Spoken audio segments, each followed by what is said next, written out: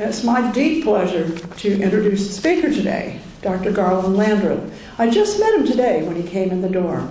I immediately felt a kindred soul, like a family member we hadn't met yet. And isn't that a great feeling when that happens? And I heard so many wonderful things about him. Your reputation preceded you. Many, in fact, people here today heard him yesterday sharing. And for those of you who don't know anything about Dr. Landrith, his research was cited on that movie, What the Bleep, that some of you saw, and also by Deepak Chopra and Neil Donald Walsh, and he has shared on various radio and television programs. And how's everyone's subconscious doing today? The reason I ask is he helps you to do the thing called living your dreams by unlocking your subconscious. And he uses various techniques such as EFT healing, quantum tapping, heart math, things you'll hear more about. And I know he speaks from the soul and the heart. We can tell that about you already, Garland. And so without any further ado, let's open our hearts and minds and open up for him to come on up.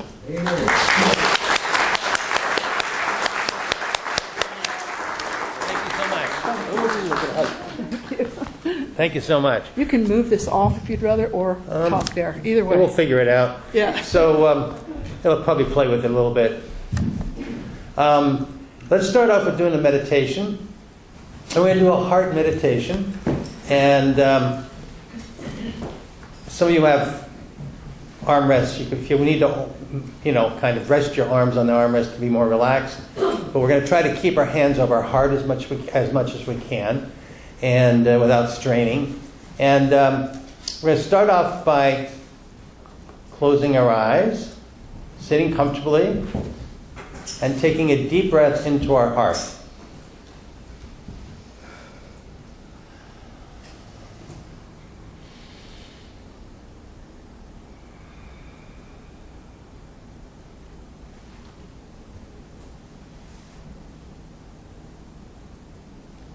Another deep breath into our heart. And releasing.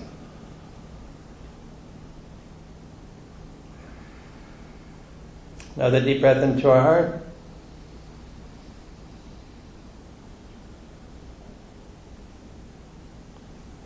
And releasing.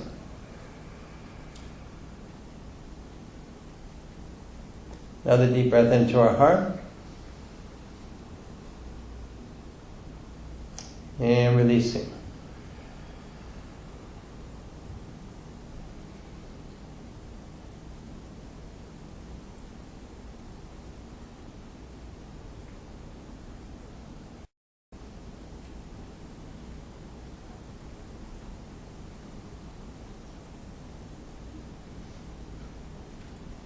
Now I want you to think of someone or something you feel love towards.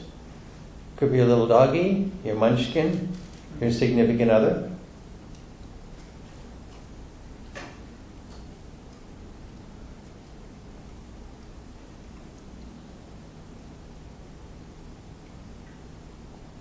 Feel that love.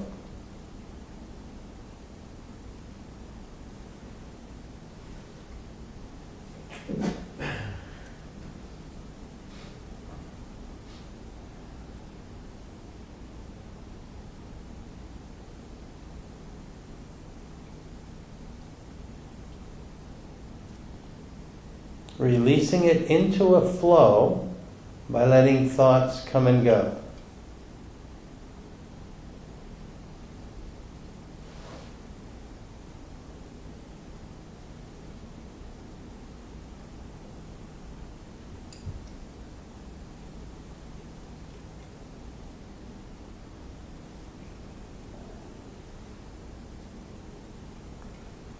My spirit is awakening.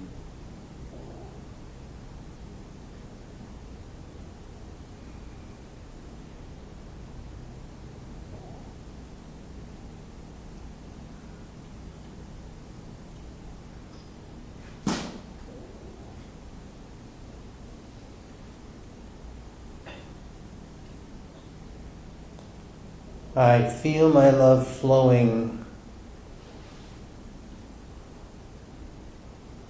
I am flowing.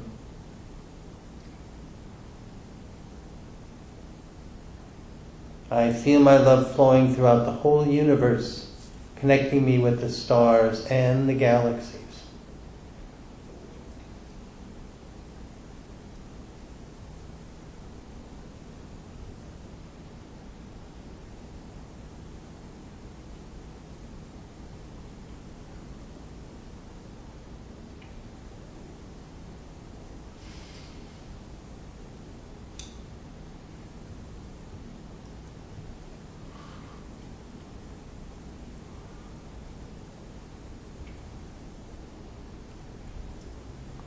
I've got stardust in my soul.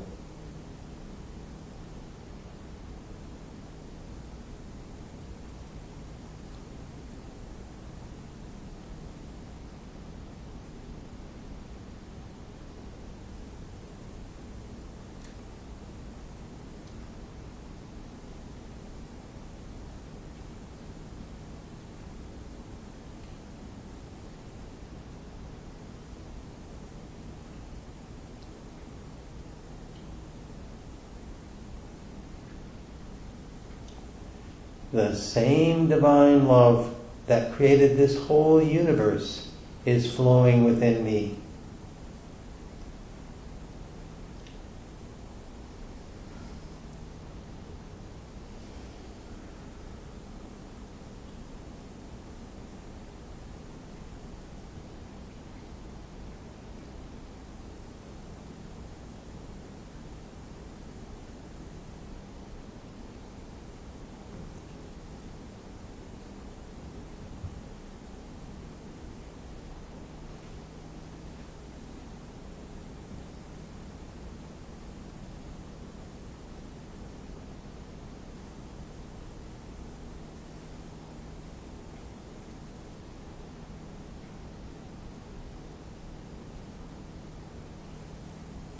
I'm being held in the arms of God.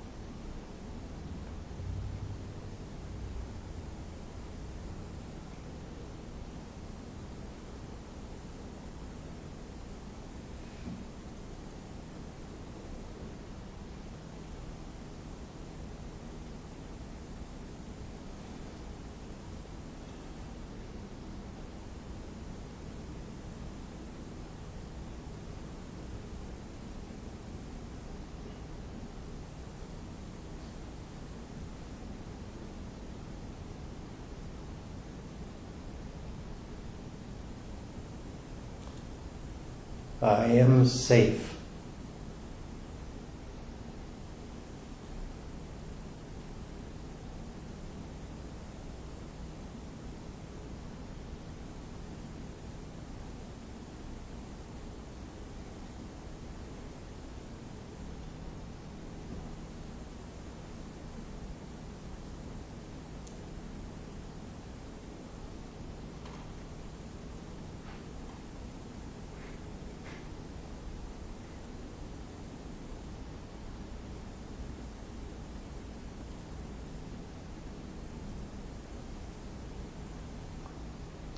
I am truly blessed.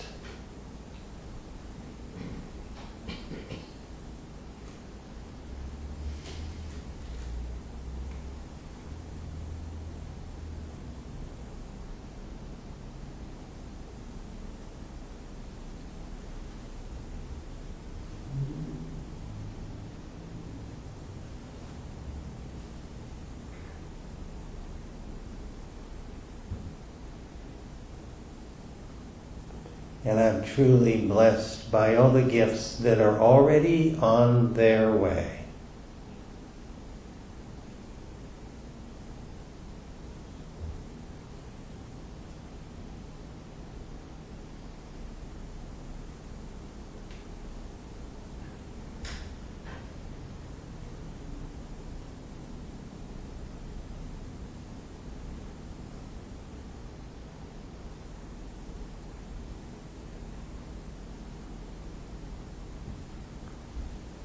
Thank you, God. I love you.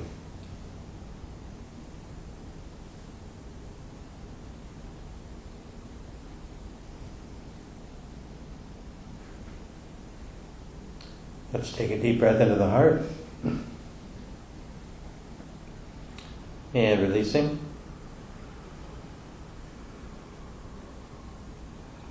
Another deep breath in the heart. And releasing.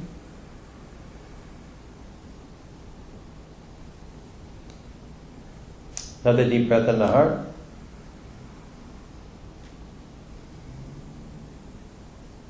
And releasing.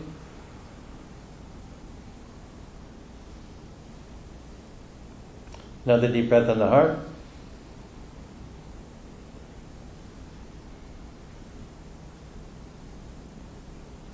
And releasing.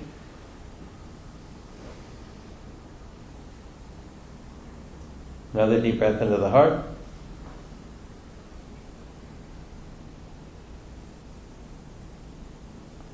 And releasing.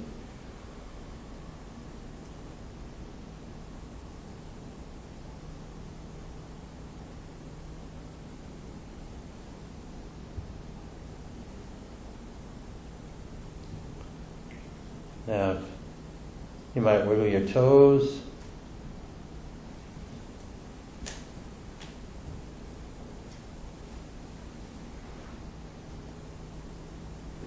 Take another 15, 20 seconds and then very slowly open your eyes.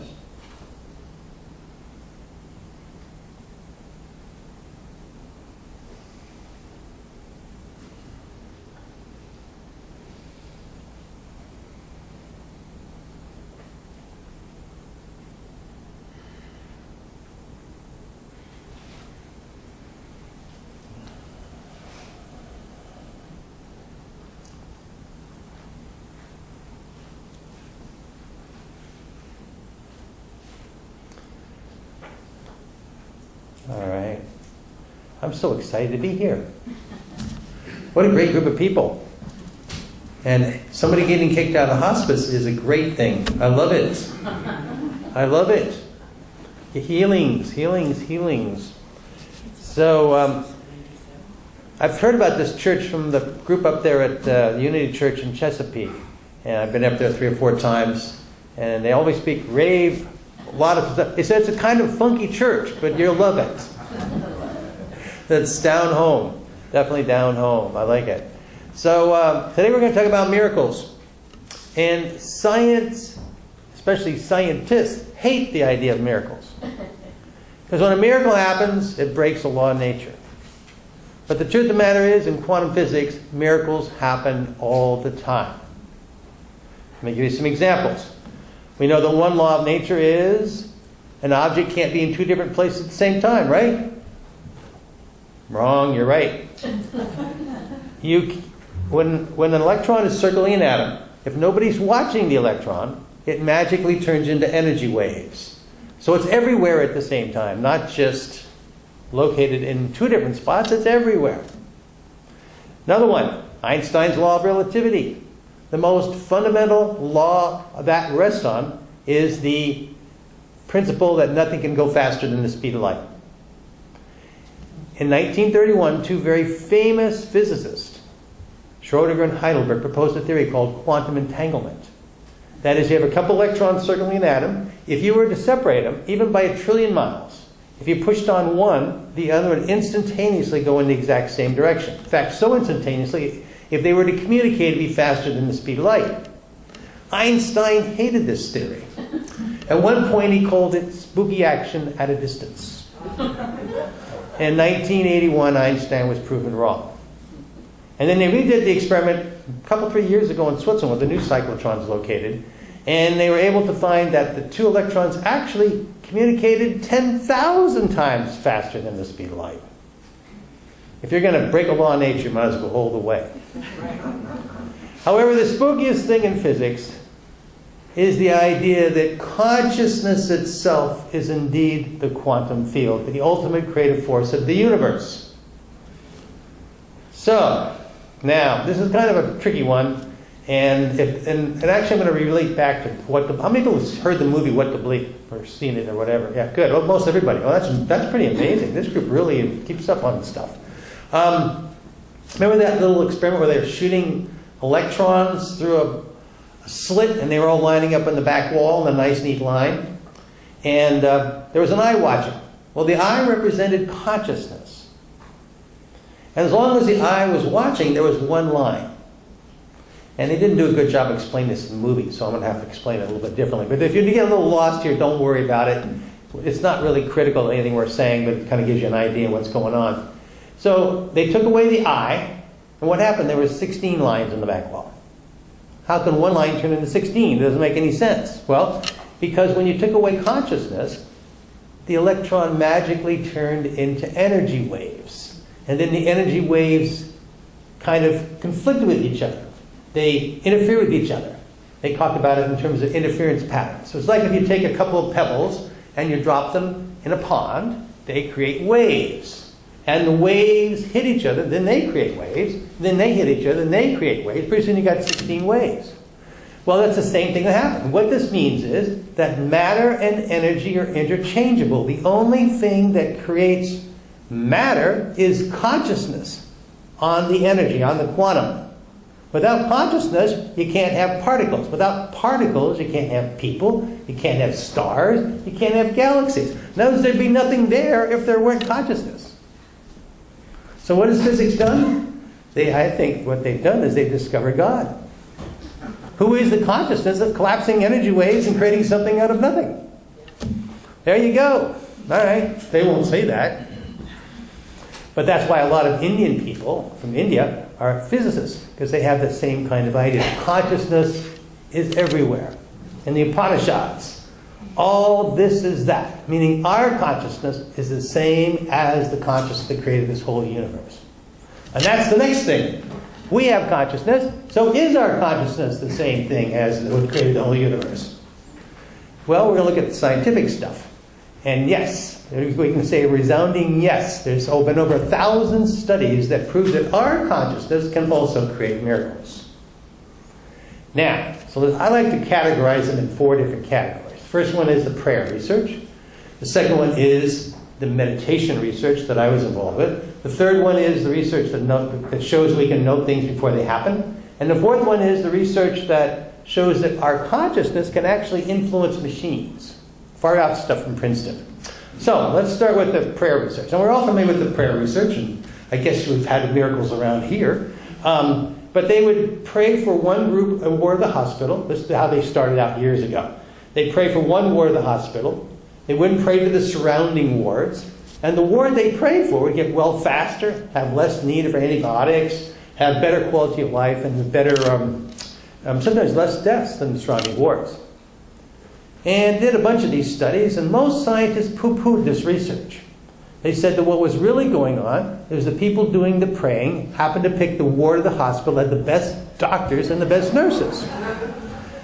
And the people doing the praying had an uncanny knack for figuring out which of those doctors and nurses were the best ones in whatever ward. So finally they did a double-blind study. I think it was in 1988 or 1989, first double-blind study. A double-blind study is the Cadillac version of research. That is where you have people separated in 2 different groups. They're randomly interspaced to the hospital, so nobody can say it's a better ward with better doctors. And they prayed for one group and didn't pray for the other one. You didn't know which group you were in. And again, the same results as the other prayer research. Did a whole bunch of these studies, about 250. So finally what scientists said was, there is something to prayer. But what prayer really is positive thinking. Now think about it. You can't be coming to this church without knowing the value of positive thinking, right? But is prayer just positive thinking, or is it something else? Interesting question. Well, in 1999, a very interesting study was done. It was a triple-blind study. A triple-blind study. Now, what's a triple-blind study? Triple-blind study is where the person being prayed for doesn't know he's being prayed for. So let's say I'm sick and our minister over here is praying for me, and I get well faster because he's praying for me. But he doesn't tell me he's praying for me, right? There cannot be a positive thought in my brain if he doesn't tell me that he's praying for me, right? Well, they did a whole study like that. They prayed for people without telling them they were being prayed for. And guess what? Same results as the other research. They actually took a hospital, and they had, over a 6-month period, everybody that entered the hospital, half were prayed for, half weren't. And they didn't know, even the doctors and nurses didn't know there was a study going on. And the same results as the other prayer research. Now this blew a lot of people's minds. So a group out of Columbia decided to do their own triple-blind study. And they had a really unique study planned out. They had people in America praying for people in Korea. So somehow the prayers had to go through molten rock and whatever else in the middle of the world and arrive at the right person in Korea. And then they had a women's in vitro fertilization clinic, women trying to get pregnant. And again, the women didn't know they were being prayed for. And so what happened was, the women who were being prayed for had a 50% greater chance of getting pregnant than the women who weren't being prayed for. Brings up a whole new dimension to the idea of immaculate conception, but we won't touch that one here. But here's the deal. There's been well over 250 studies done on prayer. The bigger question is this: how come even one of them came out significant? Because the brain waves in our brain don't get past our skull bones. There is no electromagnetic field emanating from our brain that can account for these amazing findings. In other words, even if we're 100 feet away, there's no energy, much less thousands of miles away, which some of them have done. It's one of those spooky action at a distance kind of things, those quantum kind of things. What this means, the implication is, somehow our consciousness in here is able to interact with the consciousness out there. This is huge. The next group of research came up with the same findings. This is the research that I was involved with. I did the first studies in this way back in the 1980s. And what happened was, this was the meditation research. We found that groups of people meditating using TM could actually change and decrease the crime rates, suicides, and even auto accidents. Far out stuff. And we did a bunch of those studies. And every one of them came out significant. Every one of them. So we decided to do a demonstration project to show the world we could do it. We waltzed into Washington, D.C. I think you guys saw that in the movie. President Clinton had just been elected. Marion Barry was the mayor at that time. He was the cocaine mayor who had been rehabilitated. He was an interesting character. We told the police chief before we got there. We told the mayor. We told the newspapers, because we were that sure it was going to work, because we'd already done 20 studies and they all came out significant. So, while we were there, we'd all be meditating by the way, if it didn't come out significant, they would have poo-pooed all of our other research. But it did. And I knew it would anyway, as long as we got enough people there. That was the only question I had, was will we get enough people? Because I knew if we had enough people, it wouldn't be a problem. So then while we were there, we'd all be meditating in this big, huge ballroom, all 4,000 of us. We'd start about 7:30, 8 o'clock, go till about 3. And then we'd start again, about 1, and then we'd take a break and then start again at 3 and go all the way to 7. About 8 or 9 hours meditating for about 6 weeks. While we were there, the crime rates went down over 23%. Unbelievable. And people always ask how you did it. How did you guys do this? You must have been thinking about crimes in order to reduce crimes. You must have had intentions, right? Intentions are big nowadays. You want a BMW, you got to have intentions, right? You got to be clear about it, right? But guess how many times we thought about crimes while we were meditating?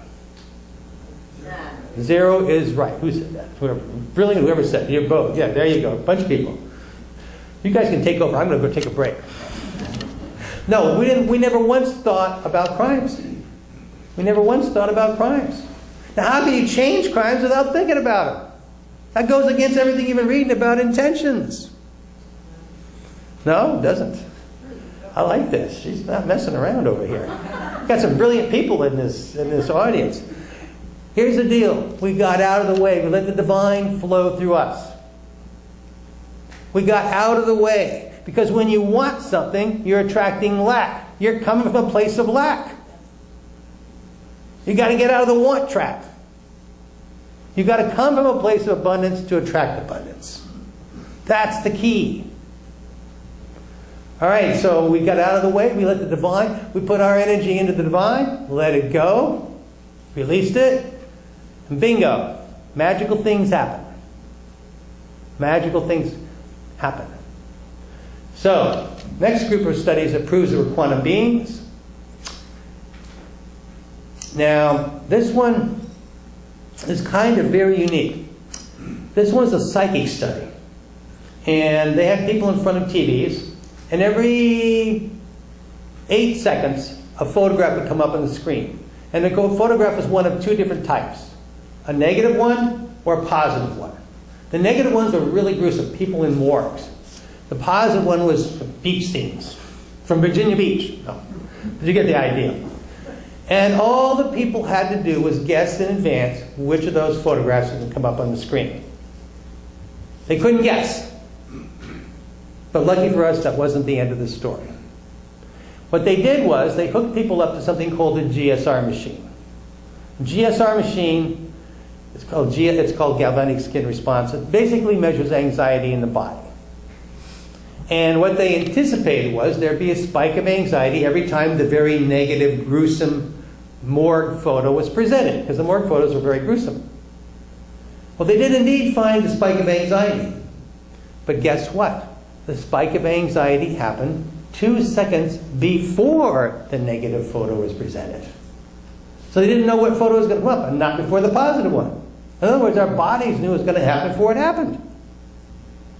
Remember the old adage, I knew it in my gut? Yep. Well, they redid the experiment in another laboratory, different one, same results. Then they looked inside the brain. The whole brain would light up with anxiety about 4 seconds before the negative photo. Well, nobody touched this research for 12 years. Until 2 years ago, a very famous psychologist by the name of Dr. Bem, I've taught a lot of psychology classes, and he decided to redo it. He did it 10 times, 9 of them came out significant.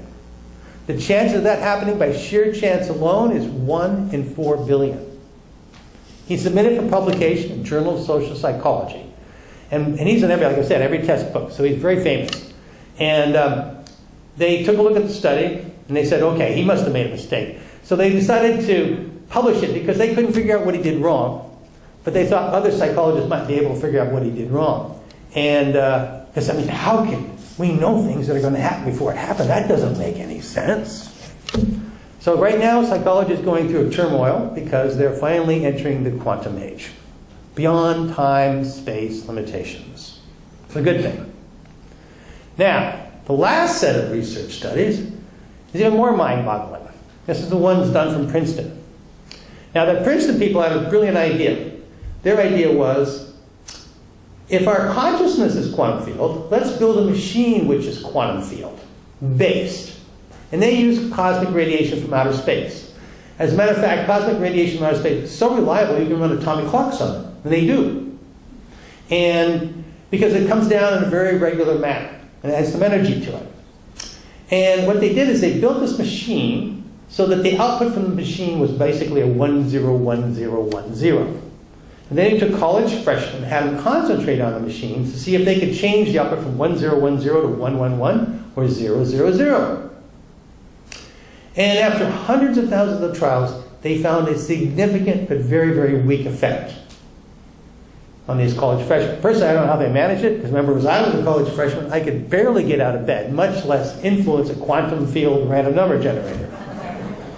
So, they were able to get this, they were able to get it done. And they had a brilliant idea. Let's try 3 or 4 of them together and see if the effect is more powerful. And that's what they found. The more people doing it, the stronger the effect. So they put these machines throughout the whole world. In fact, they're going on as we speak. And what they do is they measure the collective consciousness. Remember, like Katrina, the hurricane? Remember OJ trial verdict? Let's see, the tsunami. They have about 250 of these episodes where the machines go crazy. The opening ceremonies, Olympics. Every time there's Olympics, billions of people watch those opening ceremonies. And when they do it, when we do look at all at the same, we're doing something at the same time. It influences the output of the machines. Machines go crazy. Well, the machines were going during 9/11.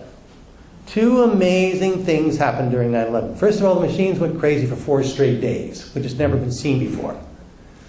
But even more amazing, machines started going crazy 4 hours before 9/11 actually happened. That's before the terrorists got in the airplanes. In other words, we knew it was going to happen before it happened. As our collective consciousness knew it, I should say. Unbelievable. So, what are our conclusions we can draw from all this? First of all, together we can make a bigger difference than we can alone. We come together and we pray together in these groups. We are making a huge difference. Already you can see it happening. Just the other day, there was a study done on gay marriage. 65% of people in America are now for it. Just 2 years ago, 65% were against it, and all our presidents, all our ex-presidents were all against it, right? It's all shifted. We're moving in the direction of greater love and greater compassion. The shift is happening. Every time we do these group meditations together, we are changing the collective consciousness. We're not helpless. Turn off the television. Stop watching that stuff. It's ruining you. Focus on the National Geographic or the Home Building Channel or something. Food Channel's always a fun one to watch. But anyway, or listen to amazing music over here. That was beautiful, by the way. Don't listen to all this negative stuff. It's ruining you. And another conclusion we can make. Science is proving God. Life after death. If our consciousness is indeed quantum field-based, it doesn't have to die when the brain is dying. It's quantum-based, beyond time-space limitations. Okay? The next major conclusion we can come up with is that we're all connected. We're all connected. We're not isolated in here. We're all connected. Jill Bolte Taylor, Dr. Taylor from Harvard, very famous neuroscientist. She had a stroke that shut down her left hemisphere. Instead of being in agony, she was in ecstasy. She had the traditional mystical experiences. She had 6 strokes. She said the only reason she came back to this earthly plane was to let people know you got to get out of your left hemisphere. She said that when she had the stroke, for the first time in her life, she wasn't alone. First time in her life. She realized we're all connected. She felt it. She experienced it. This is huge. Yeah. And lastly, but not least, everybody in here has doubts at one point or another. Everybody. It's so refreshing to be living in a time when science is disproving our doubts, so that we can know that what we know spiritually is true. It's a very exciting time to be around. Very exciting time to be around. Thank you so much for inviting me. Appreciate it. Thank you. Thank you. Thank you so much. Thank you. Appreciate it.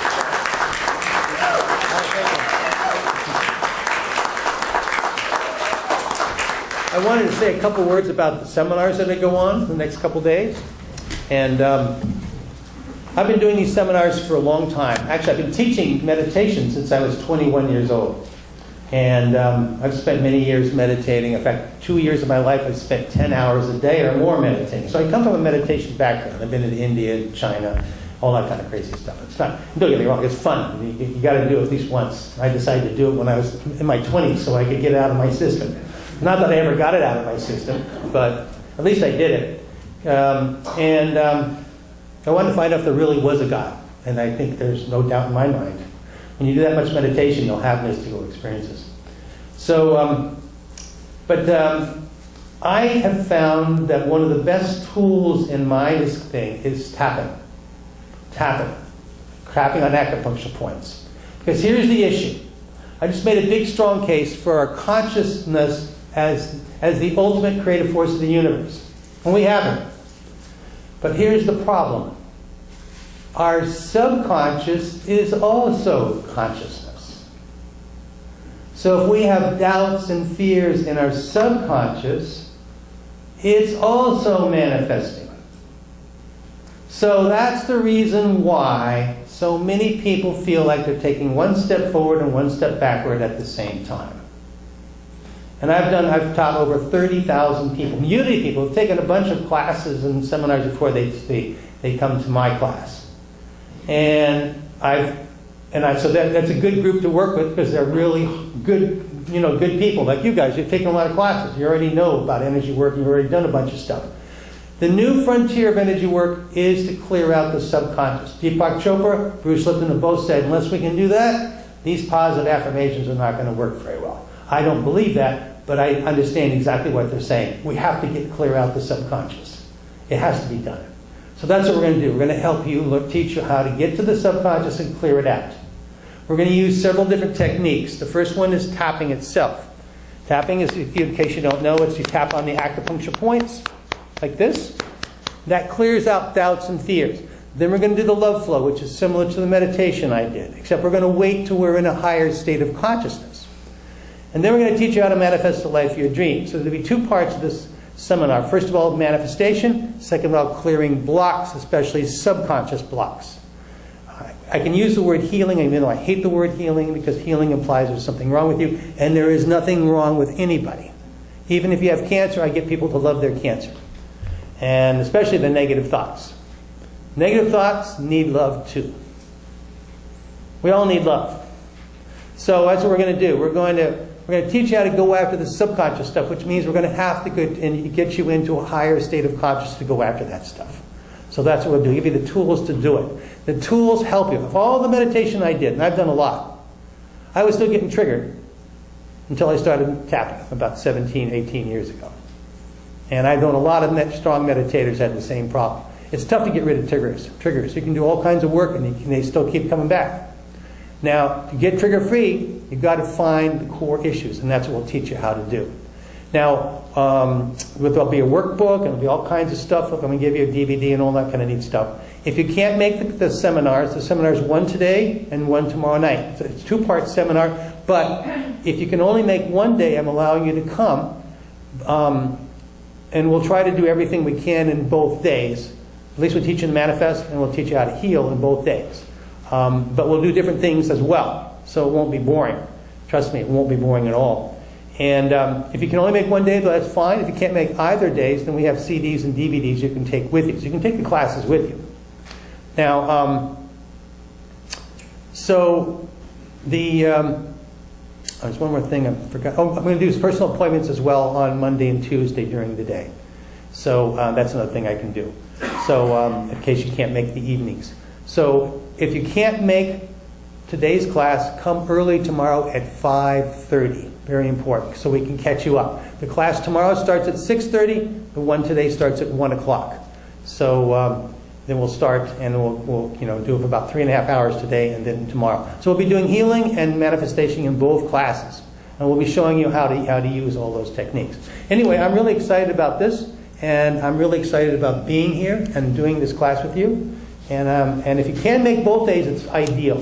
It's only $39 for one day and $49 for both days. So I'm keeping it really cheap. We need numbers. We need people doing these techniques.